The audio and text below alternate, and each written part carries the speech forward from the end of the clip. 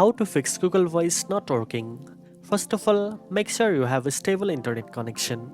Switch between Wi-Fi and mobile data to see if the issue is related to connectivity. Next, open the Google Play Store, search for Google Voice, and check if an update is available.